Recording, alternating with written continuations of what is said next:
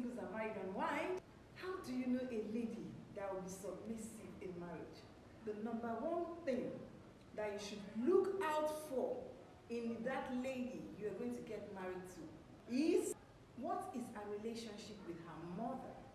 Any lady that is submissive to her mother will be submissive to her husband. Yes, your mom is the first figure of womanhood that you would encounter, most likely for those who grew up with them. But in case you didn't grow up with your mom, you must have grown up with a particular lady, possibly your grandma or your aunt or your guardian, who is a lady, or even if he's a man, he has a wife. Mom is that first person as a woman you will submit to, because most times you are working directly under your mom. When you see ladies who are fighting with their mom, quarreling with their mom, exchanging words with their mom, cannot run on errands for their mom, please watch out for those ladies. A lady that does not have a good relationship with her mother might not likely have a good relationship with her husband. Because your mom knows what it means to live with a man. So she would have been training you and trying to pass across messages to you, especially if she's a godly mother.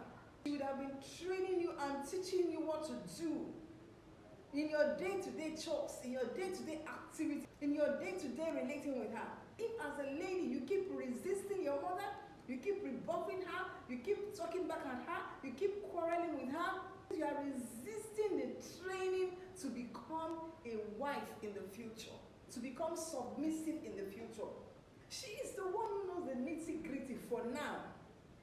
She is married, but you are not. And in case she is not married, as long as she's not teaching you something ungodly about the male species, there are some single mothers who will give their daughters a lot of negative perception about men, telling them, oh, men are this, men are that, don't follow this, don't do that, don't do this with a man. I'm not talking about that. But I'm talking about a godly mother that you can learn from, that is teaching you. Take time and listen to her. The example I want to give to us is the example of Sarah and Hagar. In the book of Genesis chapter 16, verse 8 downwards. Hagar became arrogant because of what she thought she has accomplished in the quarters of Sarah, her mistress. As a result of her arrogance, our mistress became very harsh towards her. Sometimes, ladies, check yourself if your mothers are becoming harsh to you. There is something you are doing. You are possibly becoming arrogant, or you are possibly becoming, you think you can stand on your own, you can do things on your own. If that is the case, then go and live on your own. But as long as you are under the mistress, your mother for now, or your guardian, you have to do the bidding of that person. It got to a point that the harshness became so much that Hagar couldn't take it. She had to run away. And in all this, God was watching her. She ran away and the angel of the Lord met her and asked her, what are you doing here? She said, I ran away from my mistress because she was being harsh towards me. The angel of the Lord told her, go back and submit yourself to your mistress. God knew what she was going through. God knew what was happening to her. And God knew that she needed to submit herself. Why? Because someday she's going to grow to be a mistress too.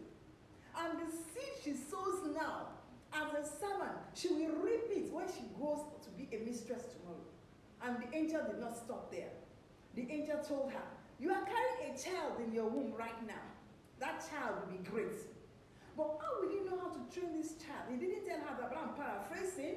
How will you know how to train this child if you don't stay under a mistress and learn from her how to raise a child? The angel told her, go back. And that's the mistake many single ladies are making now. You are not taking time to receive that training from your mother or from the woman that is training you. You think you have attained, and then you rush out. Many rush into marriage. Many rush out to begin to live on their own. And then when the time comes for them to fully exhibit the training that they have taken, they now realize that they have been half-baked. They really didn't take the training to the end. They now break down. That was the case with Hagar. She did not receive the training to the end because of her arrogance.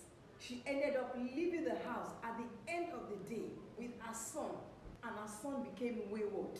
Even though the covenant still covered him, he became an enemy of the household of Abraham.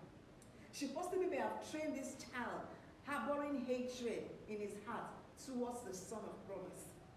And you can see what is happening in the world today. The Jews and their enemies. Stay at home and learn that training. Take it. It may look like affliction you are going through in your mother's hand. It is better you go through it in your mother's hand and then come out a thoroughly trained woman than to go out there half-baked and affliction comes back the second time. That will never be you.